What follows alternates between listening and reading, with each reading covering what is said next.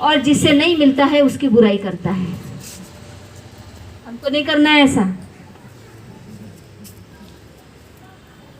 ये वर्षाकार ब्राह्मण की बात है, तारीफ और बुराई, ये षड्यंत्र है। जिससे मिलते हैं उसकी तारीफ, चापलूसी करना, स्तुति करना, और जो पास में नहीं है उसकी बुराई करना। घर में सास बहू ऐसे करते रहते हैं, ननद भौजाई ऐसे करते रहते हैं, कभी कभी दोस्तों में भी होता है ना। बहुत सारे रिश्ते ऐसे हैं जिसमें ऐसा किया जाता है। या हमारे पॉलिटिकल लेवल पर हम देखते हैं कि वहाँ पर भी दल बदलू होते हैं। इस दल में अगर बात नहीं बन रही है तो दूसरे दल में जाकर इनकी बुराई करेंगे, उनकी स्तुति करेंगे। चापलूसी पे सारा खेल चलता है। कांशीराम जी ने अच्छा शब्द दिया है, चमचागिरी। चमचा युग किताब ही लिख दी उन्होंने उस पे। अब क्या होता है, लोगों का विश्वासन संपादन करने के कारण लोग उसकी बातों पर भरोसा करते हैं और उनको लगता है कि ये कह रहा है ये सही है। सच में जो वो मेरा दोस्त है ना, वो मेरा अहित चाहता है। ऐसा कर करके वो जो एकता में रहते हैं उनमें क्या करता है, फूट डालता है, एकता को फूट में बदल देता है। अब ये इतिहास पढ़ने के बाद में पता चलता है फूट डालो और राज्य करो की नीति अंग्रेजों की नहीं, ब्राह्मणों की थी। हमको गलत इतिहास पढ़ाया जा रहा है। और ये फूट डालने के कारण अब बैठक में विवाद उत्पन्न हो गया। क्यों? क्योंकि किसी का किसी पर भरोसा नहीं रहा।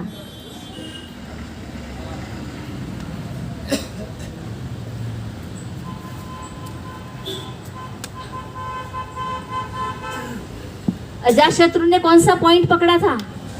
इनकी जीत की वजह है इनकी एकता। क्यों ना इनकी एकता कोई सुरंग लगा दिया जाए, इनमें फूट डाली जाए। इनमें फूट होंगी तो फिर ये हमसे लड़ाई नहीं जीत पाएंगे।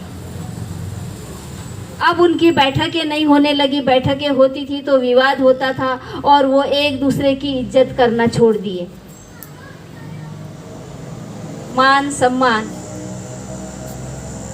छोड़ दिए। अब कोई किसी का मान सम्मान नहीं कर रहा, ना भरोसा रहा, ना मान सम्मान रहा, ना एकता रही। और फिर उसमें फैल गई अराजकता।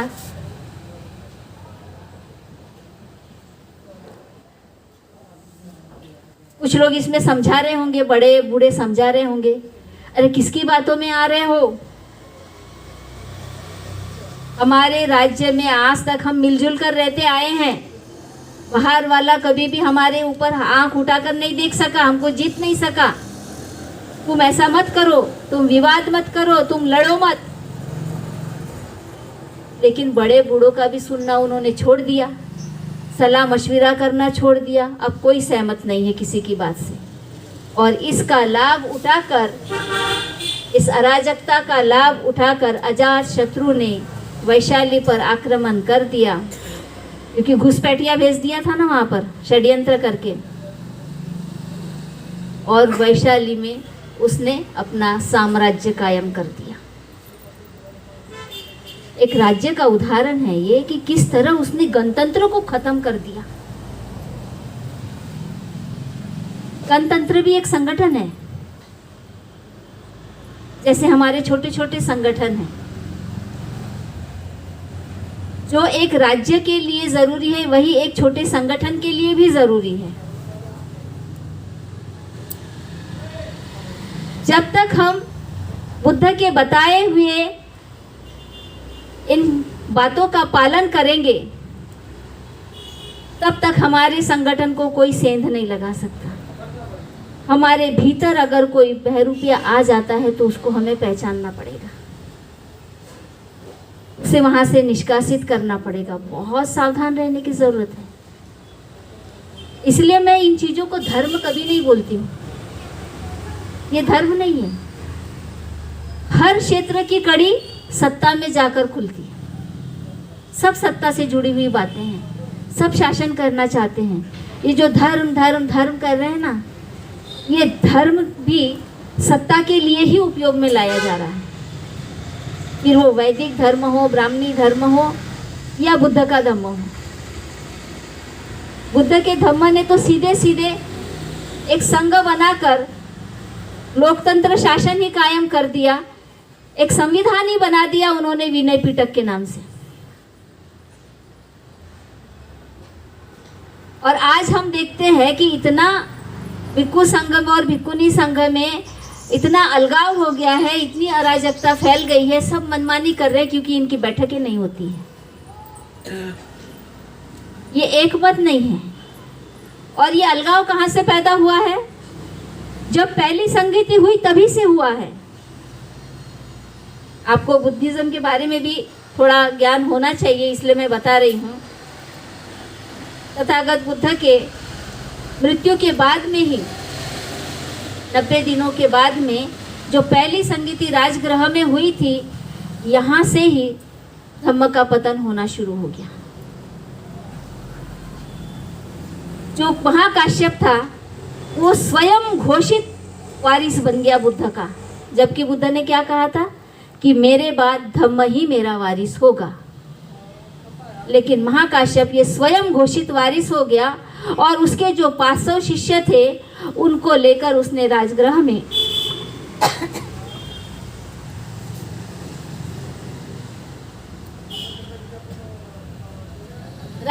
में उसने संगीति बुलाई।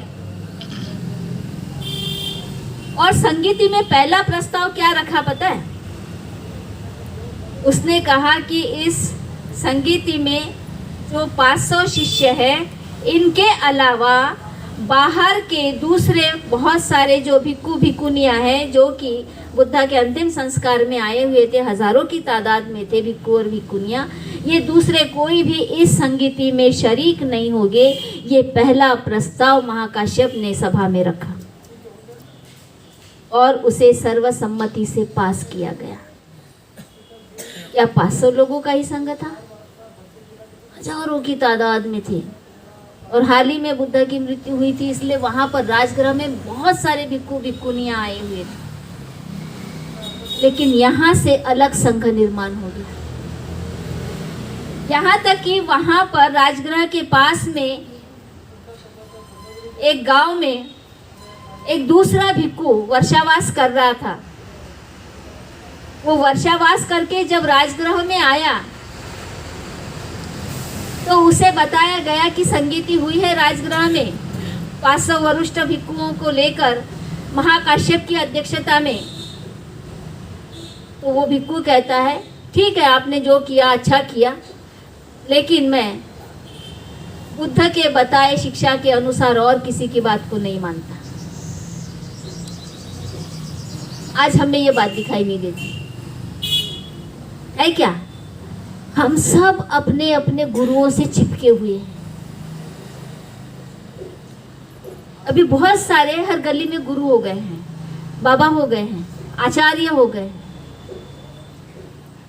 और उनसे हमारा एक लगाव, एक चिपकाव हो गया है कि वो जो बोलते हैं वही सही है।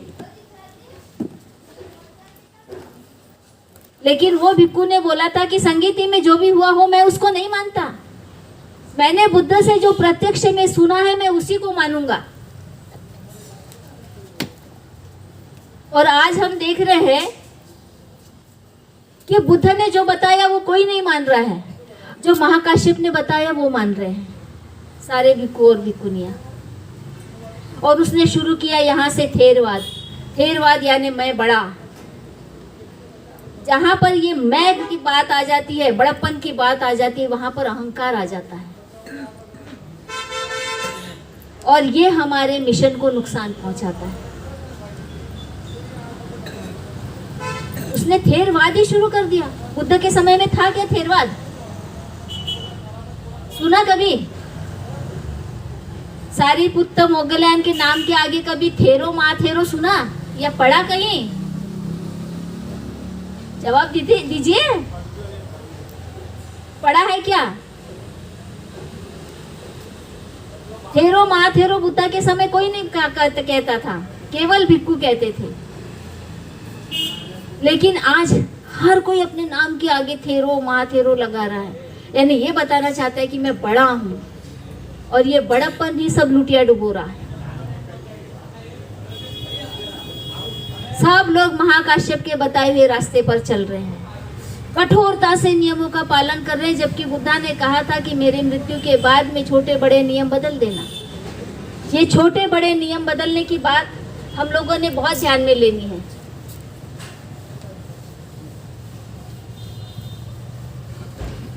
जो प्रासंगिक नहीं है उन नियमों को, जो प्रासंगिक नहीं है।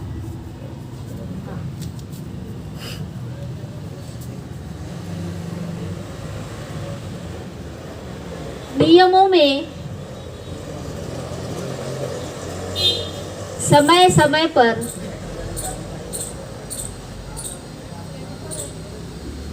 परिस्थितियों के अनुरूप बदलाव,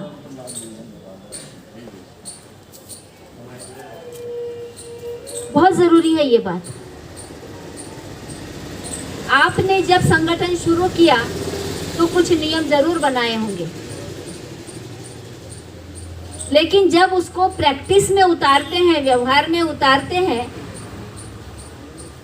तो बहुत सारी बातें सामने आती है कि ये ऐसा नहीं, ऐसा होना चाहिए, इसमें थोड़े बदलाव की जरूरत है,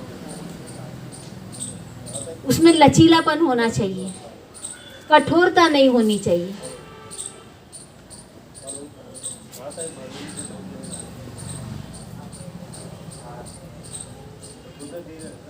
हमारा भारत का संविधान कैसा है? लचीलापन। भारत का संविधान कैसा है? लचीला है ना? वहां पर बदलाव की गुंजाइश है। जैसे 1955 में अस्पृश्यता निर्मूलन का एक कानून बना था, और उसके बाद में 1989 में SC/ST prevention of atrocity act बना। बदलाव हुआ क्योंकि उसमें सारी बातें नहीं आ रही थी, और आज फिर बदलाव की ज़रूरत है क्योंकि आज एट्रोसिटी करने के तरीके बदल गए हैं। बदल गए ना? आज खुलेआम हमारे साथ में कोई छुआछूत नहीं करता है, लेकिन जहाँ हम काम करते हैं, ऑफिस में जाते हैं, नौकरी करते हैं, या कहीं भी सार्वजनिक जगह पर जाते हैं, तो लोगों के हमारे साथ व्यवहार करने का तरीका अलग होता है। हमारी क्या कहते हैं उसको, हमारा प्रमोशन रोक दिया जाता है, या हमारे जो आरक्षित सीट्स है वो भरे नहीं जाते हैं। ये भी एक तरह की एट्रोसिटी है, लेकिन 1989 के एक्ट में इसको नहीं लिया गया है, इसलिए इसमें और ज़्यादा बदलाव की ज़रूरत है, इस पर और चर्चा होने की ज़रूरत है। लेकिन संविधान, ये संसद में और विधान भवन में हमारे जो चुने हुए प्रतिनिधि है वो इस बात को उठाते नहीं हैं, इसलिए हमारा नुकसान हो रहा है। तो संगठन के जो भी नियम हो, वो नियम में बदलाव होना चाहिए, उसमें कठोरता नहीं होनी चाहिए, उसमें लचीलापन होना चाहिए, क्योंकि समय हमेशा परिवर्तनशील है और परिस्थितियां भी परिवर्तनशील है। आपको सोच समझकर उसका निर्णय लेना होता है। संघ में ऐसा नहीं किया गया। थेरवाद में कोई भी नियम नहीं बदला गया, वो कठोर है। यहाँ तक कि बुद्धा ने जब नियम बनाया था, उदाहरण के रूप में बता रही हूँ, शुरू में पैरों में चप्पल कोई नहीं पहनता था, लेकिन बाद में अनुभव से ये हुआ कि बिना चप्पल के पैर जख्मी हो जाते हैं और फिर वो चल नहीं पाते हैं। इसलिए बुद्धा ने बोला कि आपको अपने पैरों की सुरक्षा के लिए चप्पल पहनना पड़ेगा। अनुमति दे दी उन्होंने। लेकिन आज जो थेरवादी जो कठोर है, वो आज भी आपके सामने अपना चमत्कार दिखाने के लिए पैरों में चप्पल नहीं पहनते, कड़ी धूप में भी पैर जलते रहते हैं और वो चलते रहते हैं, और वो ये दिखाना चाहते हैं कि हम तुमसे कुछ विशेष है, कुछ अलग है, इसलिए आप हमारी पूजा करो, हमारे पैर पड़ो।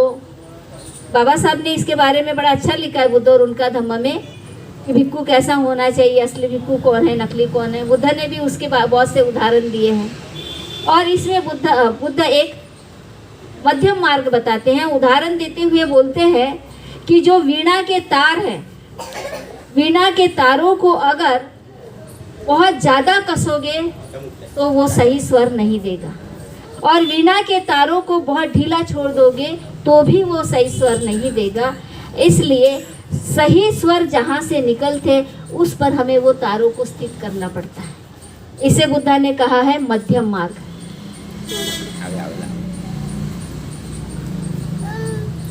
मतलब हमारे निर्णय या हमारे नियम ऐसे होने चाहिए, वो इतने लचीले होने चाहिए कि उसमें बदलाव की गुंजाइश हो और वो मध्यम मार्ग पर स्थित हो। आपने अगर संगठन में बहुत कठोरता बरती तो हो सकता है कि आपके संगठन से कुछ लोग निकलकर चले जाएं, और बहुत ज़्यादा ढील दे दी, बहुत ज़्यादा छूट दे दी तो हो सकता है कि वो गलत हरकतें करें और संघ को नुकसान पहुंचाए। तो आपको कभी कभी कठोर भी होना पड़ेगा और कभी कभी लचीला भी होना पड़ेगा, कभी कभी दंड भी देना पड़ेगा। जैसे माता पिता अपने बच्चे का पालन पोषण करते समय ज़रूरत पड़ने पर डांटते भी हैं और ज़रूरत पड़ने पर प्यार भी करते हैं। कहीं भी बुद्धा स्ट्रिक्ट नहीं है, वो कहीं भी ऐसा नहीं बोल रहा है कि ये ऐसा ही होता है, ये ऐसा ही करो। समय के साथ बदलो। संगठन को मजबूत करने के लिए ये चीज बहुत जरूरी है। आप दूसरे लोगों को जब जोड़ते हैं तो पहले आपको उनकी सुननी पड़ेगी, उनकी विचारधारा को सुनना पड़ेगा, उनकी सोच को टटोलना पड़ेगा, और टटोलने के बाद आपको निश्चय करना पड़ेगा कि ये हमारे संगठन के लिए हितकारी है या नहीं है, या फिर उसमें कुछ बदलाव की गुंजाइश है। अगर वो सुनने वाला है, आपने उसका सुना, उसको भी आपका सुनना पड़ेगा। अगर वो सुनने वाला है तो उसमें बदलाव की गुंजाइश है, और अगर वो सुनने वाला नहीं है, मेरी मुर्गी की एक ही टांग बोलता है, तो वो फिर आपके संगठन के लिए घातक है।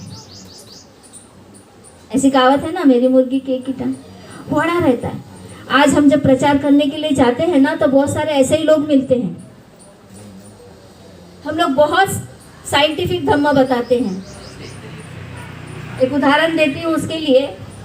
हम बोलते हैं कि कैंडल जलाने से वातावरण की ऑक्सीजन कम होती है, क्योंकि ऑक्सीजन ही जलती है। हर जलने वाली वस्तु ऑक्सीजन ही जलाती है, और बदले में वो कार्बन डाइऑक्साइड बाहर फेंकती है, जो कि हमारे लिए सही नहीं है, हानिकारक है, हमारे हेल्थ के लिए हानिकारक है, पूरे सृष्टि के लिए हानिकारक है। लोग सुनते हैं, वाह वाह वाह, बहुत अच्छी बात बोली है, बहुत अच्छी बात बोली है। फिर भी भंते जी एक कैंडल लगा लेते हैं ना प्रतीक के रूप में। इसको कहते हैं मेरी मुर्गी की एक ही टांग। सुनने के बाद कन्विंस हो जाते हैं, मान जाते हैं कि हम जो कह रहे हैं वो तार्किक है, वो जरूरी है। इसके बावजूद भी परंपराओं में ऐसे जकड़े हुए हैं कि वो किए बिना उनको होता ही नहीं है, समाधान ही नहीं है। अलग अलग तरीके से हम समझाते हैं, हाँ बंती जी आप बहुत सही कह रहे हैं, पता है हम आपकी बात बिल्कुल गलत नहीं है, लेकिन हम एक थोड़ा सा लगा लेते हैं ना, जला लेते हैं ना, ऐसे अड़े रहते हैं। तो हमारे संगठन में भी ऐसे कुछ लोग होते हैं जो अपनी बात पर अड़े रहते हैं। तो ऐसे अड़े रहने वाले लोगों के लिए क्या उपाय है? छोड़ देना,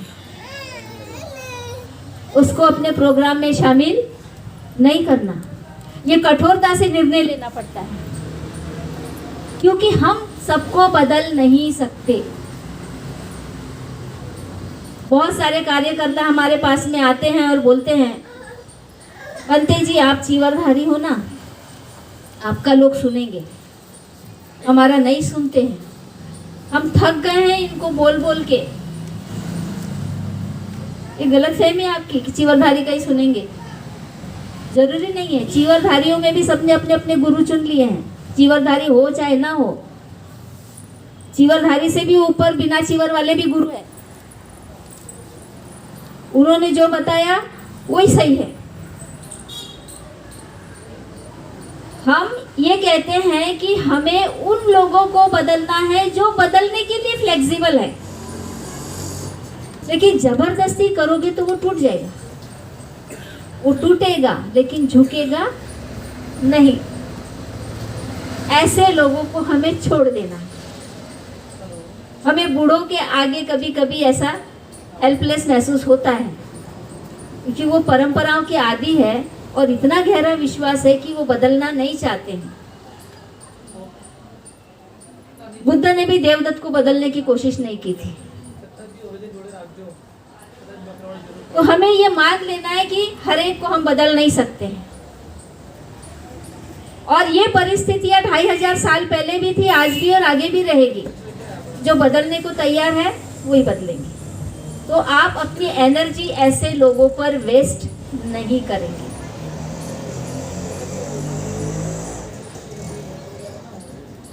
ये बहुत सारी ऐसी बातें हैं, मैंने कुछ मुद्दे आपको दिए हैं।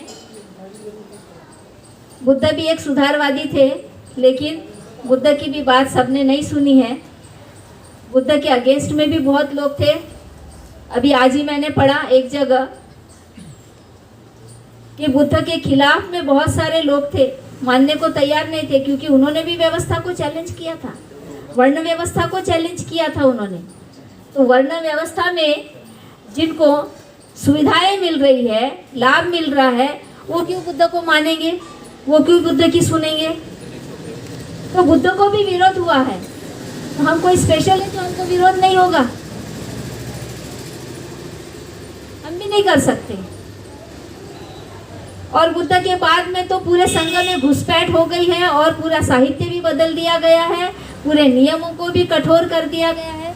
इसलिए आज संघ का भी पतन हो गया है, धम्म का भी पतन हो रहा है, संघ का भी पतन हो रहा है। हम अब अपने नए सिरे से एक सुधार की कोशिश में लगे हुए हैं, लेकिन आप जबरदस्ती किसी को बदलना चाहेंगे तो निराशा के सिवा कुछ हाथ नहीं लगेगा। आपने 100 लोगों को यहाँ पे बुलाया होगा, 100 में से 50 लोग आए हैं। जो बदलना चाहते हैं वो आए हैं, जो बदलना नहीं चाहते वो नहीं आए हैं, छोड़ देना है। आखिर कर्म फल है, कर्म सिद्धांत है। जो कर्म करेगा, जैसा कर्म करेगा वैसा उसको फल मिलेगा। जो कर्म नहीं करेगा, निष्क्रिय रहेगा, उसको कुछ नहीं मिलेगा।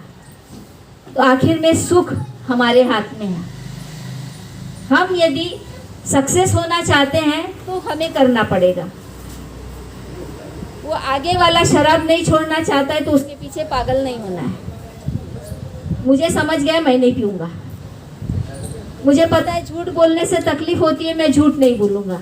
मुझे पता है गुस्सा करने से मेरी तबीयत खराब होती है, मैं गुस्सा नहीं करूँगा, मैं शांत रहूँगा।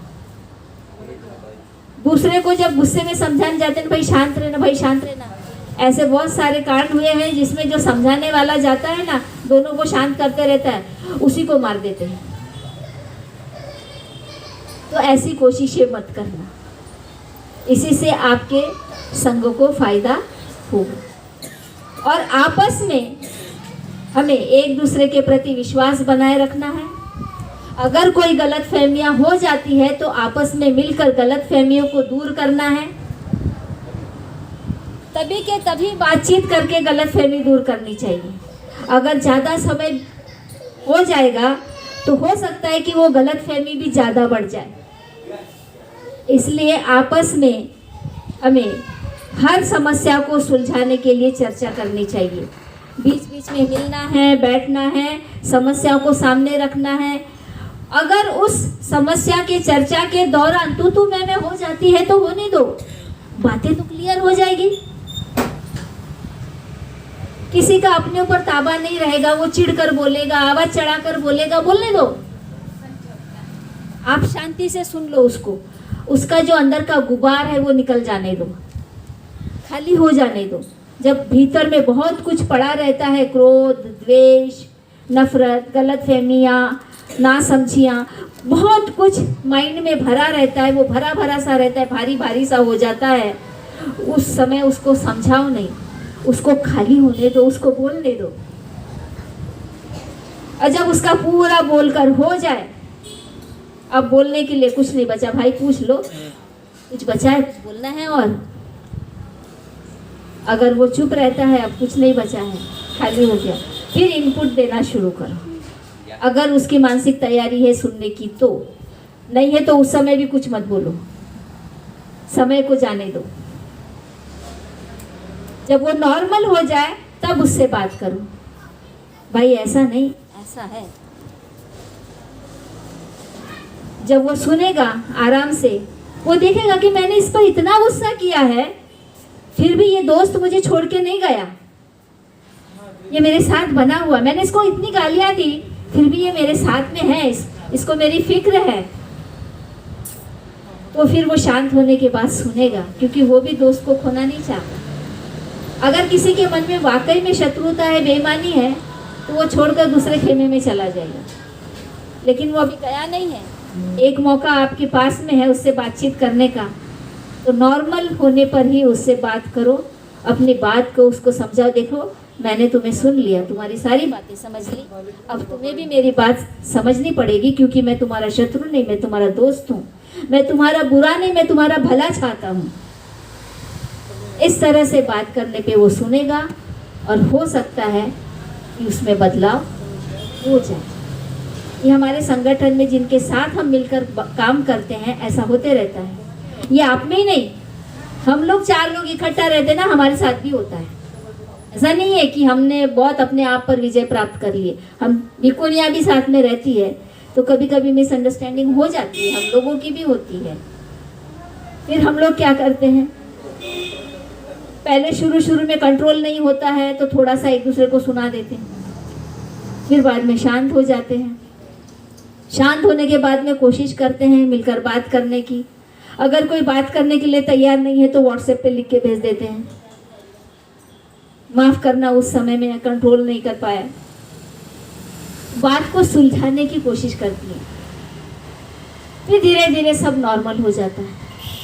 आप समझदार व्यक्ति तभी है जब आप बात को खींचेंगे नहीं, और उसने गुस्सा किया इसलिए आप भी गुस्सा नहीं करेंगे, क्योंकि दोनों में से किसी एक को तो समझदारी दिखानी होगी। दोनों ही अड़े रहेंगे तो कभी एक नहीं होंगे, और हमारे संगठन ऐसे ही टूटते हैं, चलते नहीं हैं। हमारे संगठनों को ज़्यादा दिन तक जिंदा रखना है तो हमारे साथ में काम करने वालों के साथ में इस तरह का व्यवहार हमें करना चाहिए। मुझे लगता है कि बहुत सारी बातें मैंने बताई है, यहीं पर मैं अपनी बातों को विराम देती हूँ। आशा करती हूँ कि इन बातों को सोचेंगे, समझेंगे, चिंतन करेंगे, और आपके लिए जो हितकारी है, आपके संगठन के लिए, आपके समाज के लिए जो हितकारी है, उसको आप जीवन में अप्लाई करने की कोशिश ज़रूर करेंगे। इससे आपका ही नहीं सबका भला होगा। बहुजन हिताय बहुजन सुखाय जो बुद्धा ने कहा है, ये उद्देश्य हमारा सफल होगा। यहीं पर मैं रुकती हूँ। जय भीम, नमो बुद्धाय।